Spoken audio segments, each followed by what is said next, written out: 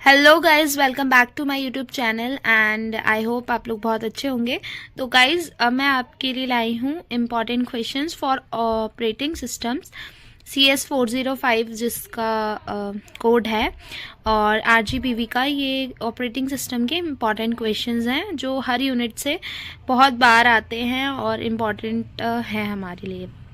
तो सबसे पहला हमारा जो क्वेश्चन है वो है functions and services provided by operating systems. इसमें हमें क्या लिखनी है, फंक्शंस लिखने हैं और उसकी सर्विसेज बतानी है ऑपरेटिंग सिस्टम की। नाउ नेक्स्ट है हमारा system calls in operating system, और हमें यूजर मोड और कर्नल मोड भी उसका बताना है। सिस्टम कॉल्स क्या होता है, उसकी मतलब पूरा सिस्टम कॉल के बारे में हमें बताना है, ठीक है। और उसके बाद हमें एक करना है characters and features of operating system, ठीक है। और नेक्स्ट है ऑपरेटिंग सिस्टम की डिफाइन, उसके गोल और उसके एप्लीकेशन। ये जो हमारी यूनिट है ये ऑपरेटिंग सिस्टम पर बेस्ड है, तो आपको ये वाली यूनिट के ये 4 क्वेश्चन बहुत अच्छे से कर लेने हैं, ठीक है। और इसमें ऑपरेटिंग सिस्टम क्या होता है ये और सिस्टम कॉल का क्वेश्चन कर लेना है।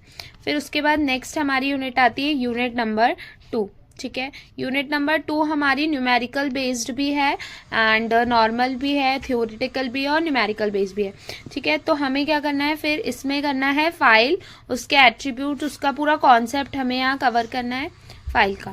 फिर नेक्स्ट है हमारी डिस्क ऑर्गेनाइजेशन, सारी डिस्क जितनी भी है उसके क्वेश्चन न्यूमेरिकल्स भी करने हैं।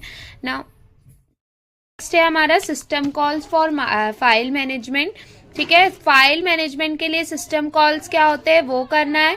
डिस्क स्केड्यूलिंग करना, disk scheduling, different modules of file systems, allocations हमें बताने हैं, कंटिग्यूअस, लिंक्ड और इंडेक्स, ठीक है। ये हमारे जो 6 क्वेश्चंस थे ये इम्पॉर्टेंट है यूनिट 2 में।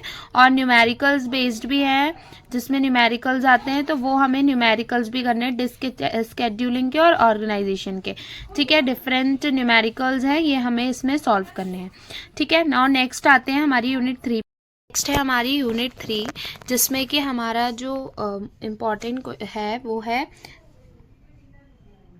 Process state diagram, type of schedulers, algorithm evolution, multi processor scheduling, magnetic tape memory क्या होती है, and paging segmentations, virtual memory. Virtual memory हमने किस में पढ़ी है, इससे पहले जो हमारा एग्ज़ाम था COA का उसमें भी हम ये पढ़ चुके हैं। तो बहुत सारे ऐसे हैं जो हम पहले मतलब उसमें CS404 में भी पढ़ चुके हैं। और इसमें एक इम्पॉर्टेंट है इसका short note, program control, input output और डिमांड पेजिंग, ठीक है। ये हमारे यूनिट 3 के इम्पॉर्टेंट्स थे। नाउ नेक्स्ट है हमारा यूनिट 4। यूनिट 4 का इम्पॉर्टेंट है हमारे डेडलॉक और उसके प्रिवेंशंस, कैसे हम डेडलॉक अकर होता है और कैसे हम उसको हटा सकते हैं, म्यूचुअल सेक्शन और critical section problems, semaphore for dining solution और इंटरफेस, इनपुट आउटपुट इंटरफेस। ये हमने CS404 में भी पढ़ा है, तो ये भी इम्पॉर्टेंट है एक सेमाफोर, और ये बहुत मोस्ट इम्पॉर्टेंट है। अब हम आते हैं यूनिट 5 में। यूनिट 5 है features of multi processor, Unix, Linux, distributed operating system और नेटवर्क ऑपरेटिंग सिस्टम। ये हमारे सबसे इम्पॉर्टेंट हैं, ये बहुत छोटी यूनिट है। तो हम सबसे पहले कैसे स्टार्ट करेंगे, हम पहले सारे न्यूमेरिकल्स कंप्लीट करेंगे 2 और 3 के, फिर उसके बाद हम थ्योरी पढ़ेंगे 1, 4 और 5, ठीक है। 5 सबसे छोटी यूनिट है, तो ये 4 तो आपको बिल्कुल अच्छे से कर लेनी है, ठीक है। 2, 1, 2, 3 और 4, ठीक है, ये तो करनी ही है, प्लस आपको 5 यूनिट करनी है, ठीक है। क्योंकि वैसे भी अभी आजकल 1, 2, 3, 4 करनी है और 5 यूनिट, वैसे भी आजकल क्वेश्चन पेपर ऐसे आ रहे हैं कि कोई भी 2 यूनिट से सबसे ज़्यादा पूछा जा रहा है, इसीलिए ये थे हमारे RGPV के मोस्ट इम्पॉर्टेंट क्वेश्चन जो कि आपको प्रिपेयर करने हैं। Thanks for watching, like, subscribe my channel and comment.